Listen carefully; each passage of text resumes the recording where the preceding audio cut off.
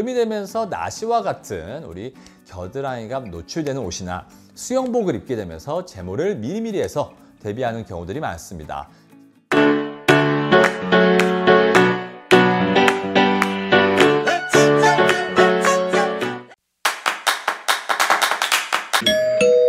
안녕하세요.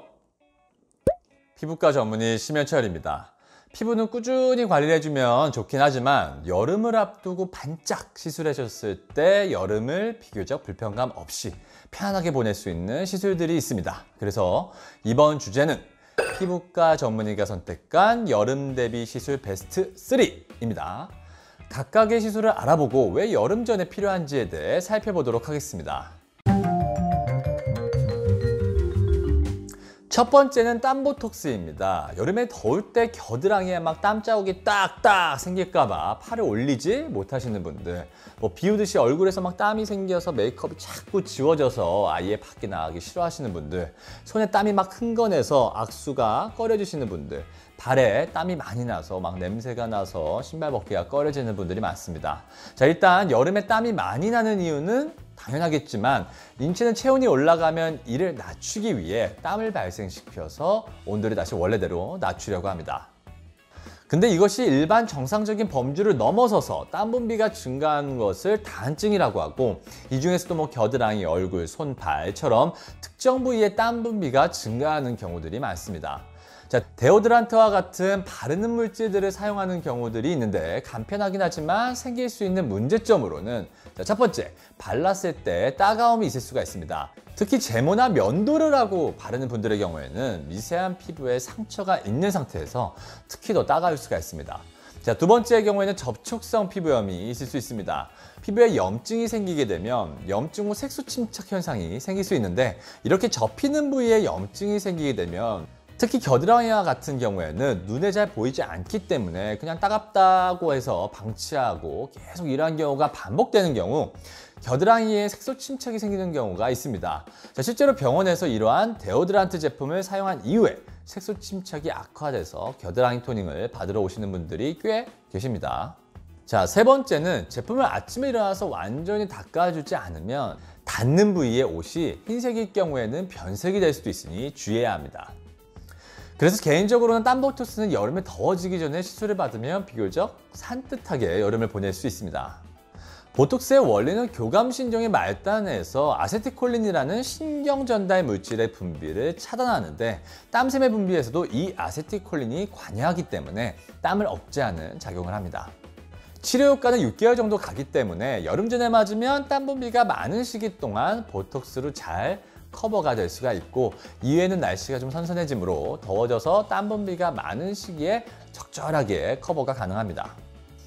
시술 부위로는 겨드랑이, 손, 발에 가장 많이 하고, 얼굴에 땀이 많으신 분들의 경우에는 손, 발 같은 농도로 자입을 하면 안 되고, 스킨 보톡스처럼 희석된 보톡스를 진피층의 농도를 낮게 해서 쭉 깔아주면 얼굴에 땀 분비도 감소시키면서 모공 수축에도 효과적입니다.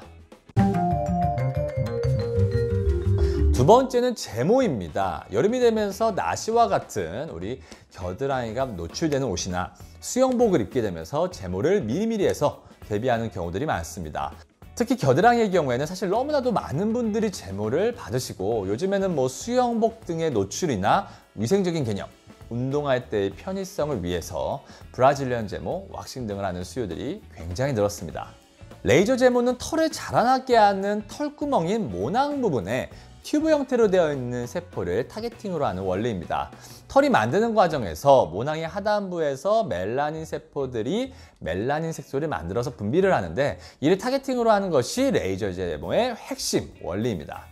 즉, 레이저가 멜라닌을 타겟으로 하는 빛을 발생하고 그것이 열로 바뀌어서 털을 자라나게 하는 세포들에 데미지를 주는 것이 바로 레이저 제모의 원리이기 때문에 털을 뽑는 행위에 비해서 좀 더 근본적인 치료라고 할 수 있습니다. 레이저 제모는 병원에서 1회로 끝나지 않고 여러 번에 걸쳐서 오라고 하는데 이유가 있습니다. 자, 제모는 여러 번의 횟수가 필요한데 이를 위해서는 털의 성장 단계 3단계에 대해서 알아볼 필요가 있습니다. 자, 첫 번째는 성장기, 두 번째는 휴지기, 세 번째는 퇴화기로 나눌 수 있는데 아까 원리에서 설명드린 모낭의 털을 만들어내는 세포와 연관된 것이 털의 3단계 중에서 첫 번째 성장기 털에 해당됩니다. 즉 레이저 제모가 타겟으로 하는 털이 성장기에 있는 털이기 때문에 다른 단계에 있던 털이 다시 성장기로 들어서게 될 때 레이저로 다시 한번 데미지를 줘야 하는 것이기 때문에 모든 단계에 있는 털에 데미지를 주기 위해서는 수주 간격으로 수회 정도 레이저 치료가 필요합니다. 딱 몇 회라고 말 안 하고 수회라고 말을 하는 이유는 치료받는 신체의 부위, 피부색, 털의 밀도, 성별, 그리고 레이저 제모의 종류에 따라 다르기 때문입니다. 겨드랑이나 성기나 항문과 같은 부위에 레이저 제모가 들어갈 경우에 다른 신체 부위보다 색소 침착이 되어 있는 경우가 많은데 다른 부위보다 멜라닌 분포가 많은 경우가 흔합니다. 이러한 경우 레이저 제모의 출력을 높일 경우 오히려 레이저에 의해 색소 침착과 같은 부작용이 있을 수 있으므로 오히려 출력을 낮추고 시술의 반복 횟수를 늘려야 합니다.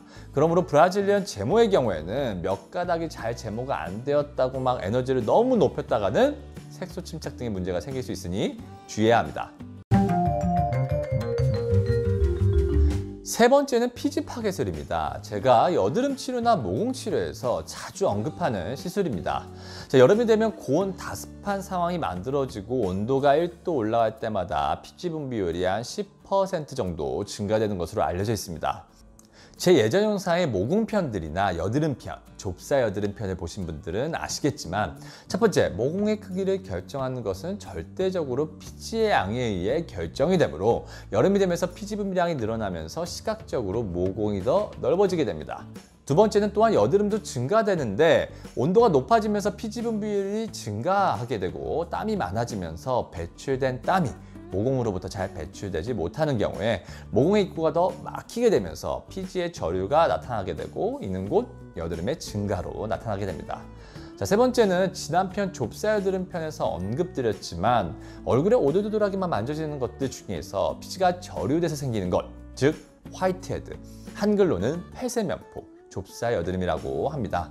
자, 이러한 좁쌀 여드름은 피지 분비가 증가할 때도 잘 생기게 되므로 여름에 이러한 분들이 병원에 많이 찾아오시게 됩니다. 즉 여름에는 좁쌀 여드름의 증가, 여드름의 증가, 모공의 확장이 나타나게 되는데 이에 공통되는 근본적인 원인은 피지의 증가입니다. 자, 하지만 이러한 것은 단순히 그냥 구멍을 내서 압출을 해줘서 안의 피지를 제거해 주더라도 증가된 피지가 다시 저류가 되면 다시 또 화이트헤드, 여드름이 생기게 되므로 좀 더 근본적인 치료가 필요한데 이것이 피지 파괴술입니다.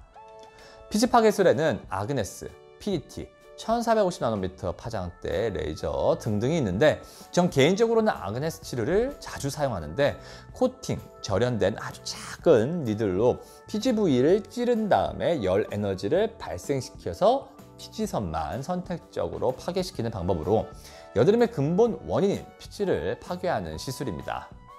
표피나 다른 피부 조직의 손상을 최소화하면서 피지를 파괴하는 방법으로 제가 피지 파괴술 중에 제일 선호하는 방법입니다.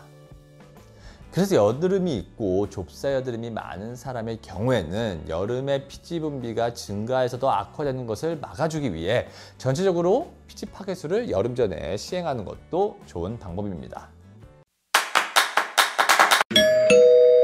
지금까지 여름 대비로 적합한 시술 베스트 3에 대해서 알아봤습니다. 자, 지금 제가 말한 시술이 여름 전에 꼭 해야 한다는 것이 아니고 항상 모든 시술은 피부과 전문의의 상담이 필요하고 또 상담 후 본인에게 필요한 것만 해본다면 비교적 산뜻한 여름을 보낼 수 있을 것 같습니다.